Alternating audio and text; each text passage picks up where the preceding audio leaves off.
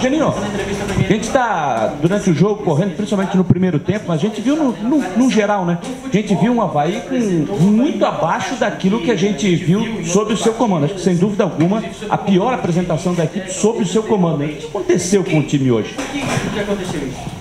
Olha, é difícil. Eu concordo plenamente com você. Foi a pior apresentação da equipe desde que eu cheguei aqui. Foi a pior apresentação da equipe. Acho que o primeiro tempo foi muito ruim. O segundo tempo até melhoramos um pouco. Criamos uma ou outra jogada, tentamos evoluir um pouquinho, pelo lado da maneira como a gente estava acostumado. Mas foi muito pouco. Acho que foi um dia onde nós tivemos muito abaixo do que o time pode render, né? A tendência natural é que houvesse um crescimento, a tendência natural é que houvesse uma melhora na sequência dos jogos, e nós tivemos hoje uma queda muito grande, abrupta, né? E é difícil quando acontece isso você explicar, né? Quando você tem um dia onde você tem 1, 2, talvez até 3 jogadores abaixo do normal, o resto equilibra e leva. Hoje é difícil você escolher um jogador que jogou dentro do seu normal. Talvez 1 ou 2 perto do normal. Eu acho que o resto todo jogou muito abaixo. Em futebol todo mundo vê a mesma coisa, né? Um time que não rendeu, um time que não jogou um futebol eficiente como vinha jogando, que deu chance para que o adversário se ajeitasse dentro do jogo. Claro que corria risco, de repente, de perder o jogo. E acabou acontecendo, né? Então, acho que uma derrota inesperada, não contávamos muito com isso, ela faz parte do jogo, mas não contávamos muito com isso, por aquilo que a equipe vinha produzindo anteriormente, mas é uma coisa que poderia acontecer. O time não ia ter uma invencibilidade eterna, mas eu acho que hoje nós perdemos mais para nós mesmos do que para o Criciúma. Geninho, a gente percebeu até no primeiro tempo uma certa falta de mobilidade no meio de campo, ou talvez se deslocando um pouco um ou outro jogador para receber essa oportunidade, tanto é que o Avaí teve poucas oportunidades, teve mais no segundo tempo, um pouco mais de volume de jogo depois da tua conversa no vestiário. O que você procurou passar para os jogadores e o que no segundo tempo o Avaí evoluiu para ter um pouco mais de volume de jogo, mas também não ter muitas opções assim claras de gol? Primeiro nós melhoramos um pouco a marcação. Nós estávamos marcando muito longe, o Criciúma evoluía com muita facilidade. O jogador pegava e tinha espaço para caminhar no meu campo. Os 2 volantes estavam muito encaixados dentro da minha zaga e o Criciúma trabalhava ali. Nós adiantamos um pouco a marcação, pedimos para que diminuísse um pouco o espaço. Acho que até na marcação nós melhoramos um pouco o segundo tempo. Primeiro tempo a bola não rodava e nós tínhamos 2 grandes espaços pelas laterais e a bola demorava para chegar. Nós perdíamos a bola na saída de bola. Perdíamos bola pelos zagueiros, pelos volantes, pelos meias. Ninguém conseguia evoluir uma bola. Eu acho que, se você for ver, praticamente todo mundo errou passe. E às vezes passe curto. Jogada fácil. Em vez de jogar pelo lado, tentava se jogar pelo meio. Fazíamos quase sempre a opção errada e, invariavelmente, o passe também não saía de maneira certa. Então, nós não tivemos aquela transição que o time vinha tendo nas outras partidas, rodar rápido a bola, usar um lado, quando fechava a bola ia para o outro lado, o jogador caindo nas costas do lateral. Nós tivemos um primeiro tempo muito pouca mobilidade, então uma série de fatores que levou aos erros, né? Espaço para o adversário, sem opção para o homem da bola, quando tinha opção o homem da bola errava o passe, tentávamos jogar por dentro quando o lugar para jogar era pelo lado. Pouca mobilidade também para quem estava na frente, buscar uma opção para quem pegava do meio. Acho que nós tivemos um monte de erros. Foi muito ruim. Eu acho que o primeiro tempo foi muito ruim. Não foi pouco ruim. Acho que foi um primeiro tempo de muitos erros. Melhorou um pouco o segundo, mas também achei que não foi um bom segundo tempo. Nós acabamos criando uma ou outra chance. Tivemos, acho que, uns 2 chutes com o Capa, um bem claro, depois um com o Rômulo. Uma cabeçada é muito pouco. Acho que é muito pouco para um time que poderia se impor de uma maneira melhor em cima do adversário. É claro que depois nós desfiguramos um pouco a equipe, né? Eu comecei a mexer para deixar o time bem mais para frente. Quando nós estávamos pensando em fazer uma mudança que poderia, de repente, dar um pouco mais de poder de fogo, nós tomamos gol. O Moritz já estava tudo... Ele sabia no lugar de quem ia entrar, ele só esperou o escanteio, porque o Ailton, um homem alto, bom na bola aérea, mas infelizmente na sequência do escanteio acabou tendo o pênalti, ele já entrou com o placar atrás, ficou mais difícil para ele jogar, mais difícil para a equipe jogar. Mas foi ruim. Eu acho que é jogo para você tirar muitas lições, mas jogo também para você ter tranquilidade, para tentar ajustar tudo de novo e começar uma caminhada nova. É muito do reflexo do primeiro tempo da equipe, Geninho. A gente viu que em determinado momento o Criciúma, com seus 3 volantes para o jogo, fechou bem o meio e depois acabou fechando, bloqueando bem as laterais. E aí o Avaí não conseguiu produzir. Isso incomodou um pouco o time e aí veio esse reflexo de erros, de passes, aqui atrás do sistema defensivo. Teve aquela bola do Aranha que acabou sobrando, errou e o Zé Carlos quase fez o gol. Você acredita que isso também pode ter sido um ponto? Eu acho que nós tivemos dificuldade para jogar porque eles vieram com três volantes fechando o meio. Mas eles marcavam o lado da bola. Se você for ver um videotape e olhar de cima, você vai ver que inúmeras vezes, o Criciúma marcava só o lado da bola. O lateral do Criciúma estava quase que no meio campo. E o meu lateral estava sozinho do lado de lá. A bola não chegava. Por quê? Porque o time insistia ou jogar pelo lado que estava marcado, tentando fazer a jogada do lado, mas com o lado que estava fechado, mérito do Criciúma, que trazia todo mundo e fechava a bola, ou tentava enfiar para o meio, onde também estava fechado. O caminho era rodar a bola rápido, fazer uma transição rápida de um lado para o outro, para que você pegasse pelo menos. Nós tivemos, acho que, duas, 3 bolas pro Capa, chegou a pegar no Capa, ele tentou o cruzamento, e acho que 1 ou 2 também pro Guga, mas muito pouco. Essa bola tinha que rodar mais rápido, para que nesse vai e vem a gente pudesse abrir o meio. E quando a bola chegava, nós cometíamos um erro. Uma zaga alta, muito boa no jogo aéreo, e a bola era alçada só ou pro goleiro ou de maneira alta, quando essa bola podia passar por baixo. Então, acho que nós cometemos uma série de erros. Nós não evoluímos porque nós não conseguimos jogar, nós erramos muito, fizemos muita opção errada dentro do jogo. Quando você erra alguns fundamentos básicos dentro do futebol, fica difícil você jogar. Eu acho que, se a gente for ver aí, acho que um scout individual, acho que todo mundo errou passe.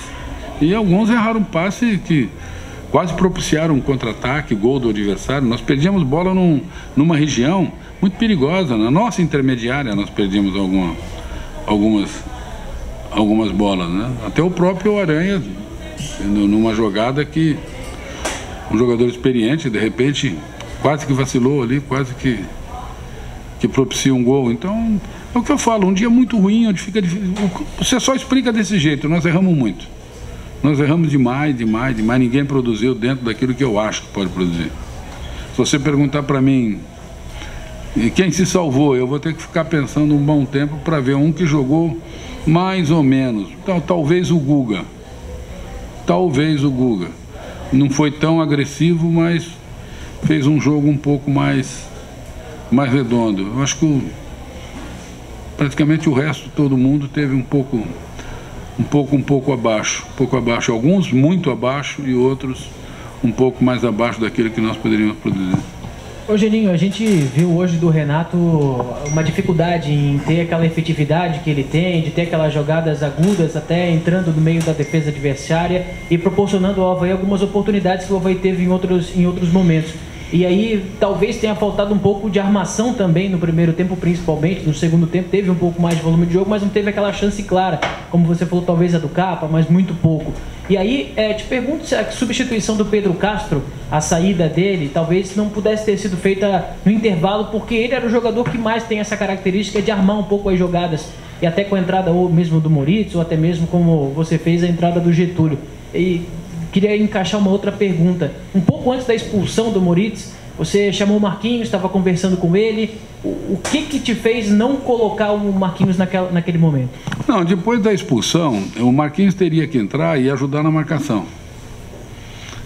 Quando o Marquinhos ia entrar, ele não precisaria, porque eu teria o Moritz e o Renato fazendo um pouquinho de proteção e eu ia soltar o Marquinhos na frente. A ideia ali na entrada do Marquinhos era o Renato vir para a lateral direita, o Guga ir para a esquerda. Eu ia tirar o Capa. Eu ia deixar o Guga do lado de lá, o Renato aqui, e eu ia fazer o Moritz ajudar um pouco na marcação e o Marquinhos jogando na frente do Moritz. Era um esquema um pouco suicida, mas apostando numa enfiada de bola do Marquinhos, ou, por exemplo, num lance com aquela bola parada no final, que se ele está em campo, de repente, poderia ele fazer o gol, porque é a especialidade dele. Então era ele tentar enfiar o Rômulo, ele tentar enfiar o Getúlio, ele tentar enfiar o Guga, que jogando pelo lado de lá poderia fazer uma diagonal, tentando enfiar o Renato, que também poderia fazer a diagonal. A ideia era essa, mas quando houve a expulsão do Moritz, aí ficou difícil, eu tinha que pôr mobilidade, eu tinha que pôr alguém para ajudar a marcar. Porque eu estava sem ninguém, se você for ver, eu estava completamente sem volante. Já não tinha mais volante em campo. Eu tinha só meia. Então eu tinha que ter algum meia que marcasse. Né? Algum meia que marcasse. E eu acho que se fosse fazer a substituição, ia ficar sem ninguém marcando. O Marquinhos ia ter que jogar praticamente como um volante meia. E aí era pedir um sacrifício muito grande para o Marcos. Ele ia jogar longe da área do setor que eu acho que ele deveria jogar, ele ia jogar do meio para frente, sem preocupação de voltar para marcar, jogar solto ali nas costas dos volantes adversários, mas com a saída do Moritz ele já teria que vir fazer a função que o Moritz talvez estivesse fazendo. E aí eu acho que ficaria muito prejudicado para ele, Ali naquela intermediária ele não ia largar ninguém na cara do gol, ele ia ter que correr atrás dos meias adversários, e aí não é a característica do Marcos. O Marcos é para jogar solto do meio para frente, não jogar do meio para trás. Eu achei que o Pedro não estava fazendo um grande jogo, mas como ele, se eu tenho que se substituir no intervalo, se eu fosse fazer justiça, eu ia ter que trocar uns 8.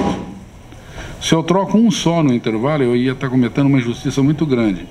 Eu tinha que conversar com o grupo e dar chance para o grupo ver quem reagia melhor dentro daquilo que nós falávamos. Como eu falei, ajustar a marcação, rodar mais a bola, tentar penetrar, tentar chegar na frente. Tá? E eu acho que o Pedro não evoluiu muito dentro daquilo que eu pedi entre ele e o Matheus. O Matheus estava um pouco mais na marcação, o Pedro um pouco fora daquilo que ele pode render. Aí a opção de entrar pelo meio. Eu comecei com o Renato, que eu queria quase que mais um atacante. Né? Jogando, praticamente eu já comecei a mexer com um volante só. Ficou só o Matheus e jogando com o Renato encaixado. Abri o Getúlio de um lado, o Rômulo do outro e o Renato chegando, porque tinha um espaço para penetrar. Mas as coisas acabaram não surtindo efeito. Às vezes você pensa uma coisa, mas a coisa acaba não evoluindo da maneira como você pensa. Né? Ainda nessa linha de substituição, Geninho, foi a tua segunda mudança quando você botou o Moritz no lugar do Ayrton. Você não pensou fazer essa mudança até para tentar arrumar ali no intervalo, ou o Moritz ou até mesmo o Marquinhos, no lugar de um zagueiro do Ayrton que você acabou tirando, em fazer essa mudança no intervalo? Não pensei. Porque eu também não posso sair suicida de qualquer jeito. Eu tenho que tentar arrumar meu time. Porque se meu time está falhando num só setor ou num só jogador, você troca. Eu tenho um jogador mau. Ou eu tenho um setor não funcionando. Você tenta mudar no setor ou tenta mudar a peça para corrigir. Mas quando você tem quase que a totalidade mal, é complicado. Você tem que primeiro tentar ajustar o teu time, tentar trazer teu time de volta para o jogo na totalidade, para depois você tentar mudar. Porque senão você dá o jogo para o adversário já ali, logo naquela mudança. Você abre tudo num dia que está mal e você não tem pelo menos aquela mínima reação que nós tivemos no segundo tempo. Vamos pôr, por exemplo, que eu tivesse tirado o Ayrton, colocado o Moritz, ou colocado o Marquinhos, ou já colocado o Getúlio, qualquer um que eu valha. E o time tivesse com a mesma produtividade que eu tive no primeiro tempo, jogando só com 2 zagueiros e praticamente sem volante, eu já corria o risco de começar a perder o jogo logo no começo. Porque se eu já estava vulnerável daquele jeito, eu ia ficar muito mais. Então eu tinha que esperar, em cima de algumas correções que nós tentamos fazer no intervalo, ver qual era a reação do time. Acho que reagiu um pouco. Começamos a jogar um pouquinho mais, o Capa começou a render um pouquinho mais ali, começamos a chegar um pouquinho mais no gol adversário. Não de maneira muito ordenada, mas começamos a chegar. E aí era hora de arriscar. Como eu tinha colocado o Criciúma um pouco dentro do campo dele, um pouco mais dentro do campo dele, aí eu acho que eu poderia arriscar. Mas se você vê no primeiro tempo, o Criciúma jogou em cima de mim. Se você for fazer uma análise, quem jogou em cima se teve um time que jogou em cima do outro, foi o Criciúma que jogou em cima do Avaí. Então eu acho que era muito arriscado fazer isso no meio tempo. Ô Geninho, para o jogo de terça-feira é nítido que você tem sua preparação prejudicada pela falta de tempo. Segunda-feira de manhã o Avaí já viaja e você perde 2 jogadores importantes pela característica que o Avaí está tendo de jogadas muito pelas laterais. O Renato e o Rômulo que estão suspensos, tirando o André Moritz que vai cumprir a suspensão pela expulsão. Eu sei que ainda é cedo, enfim, mas imaginando na cabeça o que você poderia fazer, porque são jogadores que são importantes. Hoje você me desculpa, hoje eu estou pensando nesse jogo. No que aconteceu nesse jogo. Claro que eu já falei aqui, vai ser difícil você achar uma explicação, mas a gente vai tentar achar, vai tentar ver o porquê, os porquês que nós fizemos um jogo tão ruim e porque perdemos o jogo, né? Então a partir de amanhã, quando sentar aqui, aí eu vou começar com calma, ver o que eu tenho, ver se fora esses 2 jogadores, os 3 jogadores, né? 2 de amarelo e 1 de vermelho, fora esses 3 jogadores que eu perdi, se eu tenho mais algum lesado, se algum jogador não vai me aparecer aqui amanhã com alguma lesão, que dentro do curto espaço de tempo também o tire da viagem. Porque quando você tem uma semana, nós tivemos essa semana Rodrigão, nós tivemos essa semana Renato, nós tivemos essa semana Guga, mas eles tiveram tempo de recuperar, ficaram 3 dias tratando. Eu não tenho tempo de ter 3 dias tratando por jogo. Então se amanhã o Rodrigão, por exemplo, voltar, aparecer com aquela dor na coxa, que normalmente a dor aparece após o esforço, o Guga voltar a sentir, eles não vão ter tempo de uma recuperação. Então é muito prematuro eu te falar hoje o que eu vou fazer, o que eu vou fazer. Então vamos com calma para a gente ver o que a gente pode. Amanhã, fazendo a revisão médica, eu sei o que eu tenho, e aí a gente pode começar a encaixar um time. Mas que tipo de prejuízo o Avaí tem com a saída muito grande. Não, muito grande. Como nós tivemos um prejuízo muito grande hoje com a saída do Judson. O Judson ali possibilita os meias chegarem mais na frente, coisa que nós não chegamos. Então, alguns jogadores realmente têm um peso muito grande. O Renato também tem um peso muito grande dentro do time. O Rômulo é um jogador. Talvez por o Rômulo você tenha mais substituto do que você tem de repente por Renato, né? Então vamos com calma. É muito difícil eu te falar alguma coisa, o que eu vou fazer, tá? Mas com certeza a gente vai montar um time forte para tentar ir buscar lá fora o que nós não conseguimos ganhar aqui, né? Porque é um campeonato de pontos.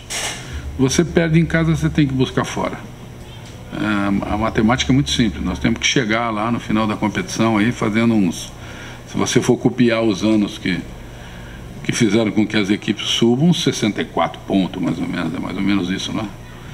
E nós estamos muito longe disso ainda.